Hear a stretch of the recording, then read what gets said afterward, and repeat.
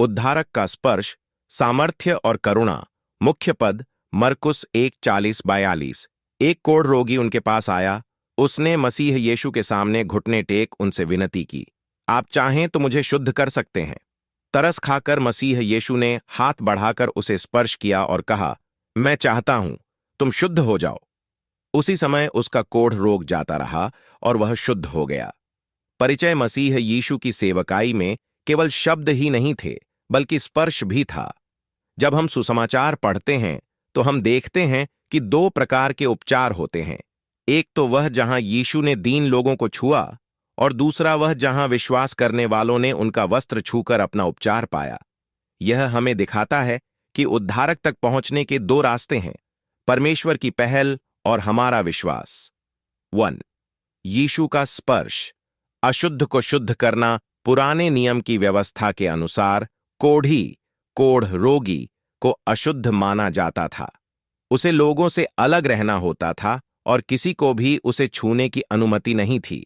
लेकिन जब वह कोढ़ी यीशु के पास आया तो यीशु ने उसे दूर से ठीक करने के बजाय हाथ बढ़ाकर उसे स्पर्श किया।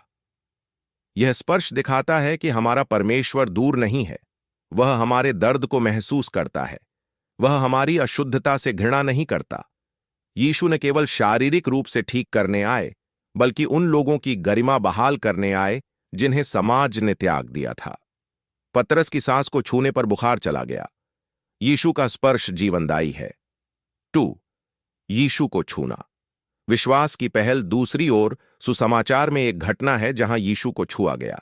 वह स्त्री जिसे 12 वर्षों से लहू बहने का रोग था, उसने सोचा, यदि मैं इनके वस्त्र ही को छू लूंगी तो चंगी हो जाऊंगी। मरकुस 5:28। यहां उपचार यीशु की ओर से नहीं, बल्कि उस स्त्री के विश्वास की ओर से हुआ। यीशु ने महसूस किया कि उनमें से सामर्थ्य निकल गई। यह सिखाता है कि आज भी जब हम विश्वास के साथ प्रभु की उपस्थिति की ओर बढ़ते हैं, प्रार्थना में उनका वस्त्र छूते हैं, तो उपचार की वही सामर्थ्य आज भी बहती है। 3. आज हमारे लिए स्पर्श। आज यीशु भौतिक रूप से हमारे बीच में नहीं है, परंतु उसने अपने चेलों को अधिकार दिया। आज कलीसिया, चर्च, मसीह की देह है। जब हम बीमारों के लिए प्रार्थना करते हैं, हाथ रखते हैं, तो हम मसीह के उसी स्पर्श को बढ़ाते हैं। आप वह कोढ़ी हो सकते हैं जिसे प्रेमपूर्ण स्पर्श की आवश्यकता है, या वह स्त्री हो सकते हैं जिसे विश्वास के साथ आगे बढ़ने की जरूरत है।